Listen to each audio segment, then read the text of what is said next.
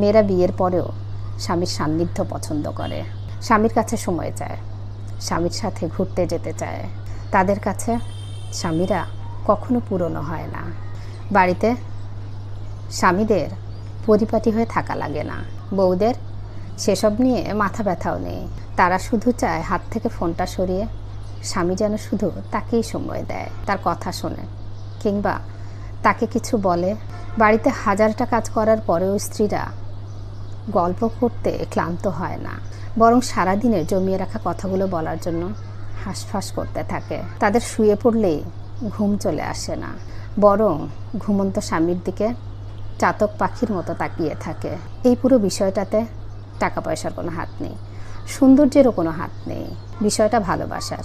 স্বামী সুন্দর কিংবা অসুন্দর, টাকাওয়ালা কিংবা গরিব, নতুন কিংবা পুরাতন, এসব সত্যি কোনো ম্যাটার করে না। তারা শুধু ভালোবাসার মানুষটাকেই ভালোবাসে। পুরুষ মানুষের কাছে ব্যাপারটা উল্টো। তাদের কাছে বউ পুরনো হয়, বউকে ভালো লাগে না, বউয়ের কথা ঘ্যান ঘ্যান মনে হয়। বাইরের নারীকে যতটা সময় দেয়, গুরুত্ব দেয়, ঘরের বউকে যদি ততটা গুরুত্ব দিত, তবে স্ত্রীদের মানসিক শান্তির অভাব হতো না।